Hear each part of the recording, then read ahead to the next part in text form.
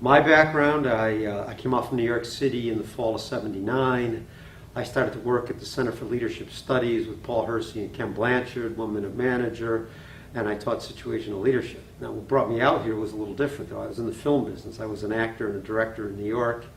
I came out here to do a little sideline, in the film business, and ended up getting into this, and started my own company in '86 with another teacher here, Frank Wagner, and been teaching here now since '93, I think. Right now I'm teaching 2 classes, Leadership Styles for Influencing Others, which is based upon the situational leadership model that I've been teaching for 30 years. And the second one is a coaching program named Helping Successful People Get Even Better.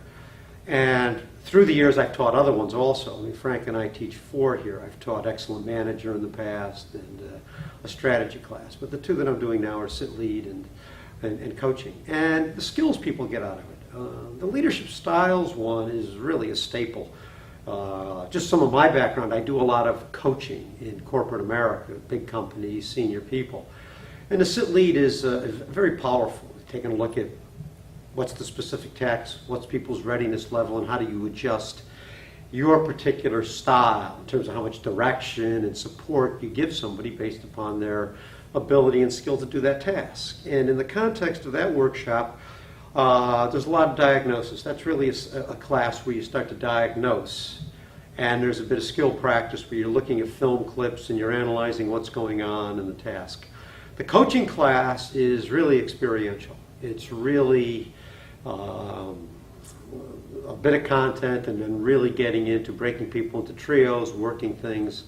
I think one of the mistakes that often gets made in corporate development is the mistaken belief that if people understand that they will do.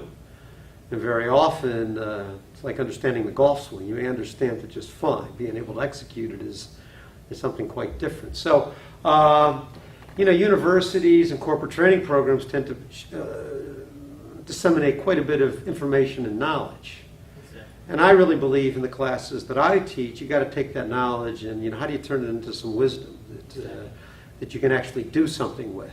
One of the things I tell both of my classes is you're going to get a tremendous amount of information and knowledge thrown at you this week. I mean, they're in 4 classes, 2 hours, 2 hours, 4 times a day. So there's a lot of information coming at them. I challenge them to really sift through that and to really walk out of here with a couple of very strong suggestions on what it is they're going to do more of, less of, start doing, stop doing, put a bit of a plan together, and don't overcommit and then underdeliver. I think if there's any mistake, we try to get too much information out and then not enough execution. So the key to this is a lot of information is going to come at you, all good. How do you sift through it, pick a couple things that are going to benefit you, and then do it.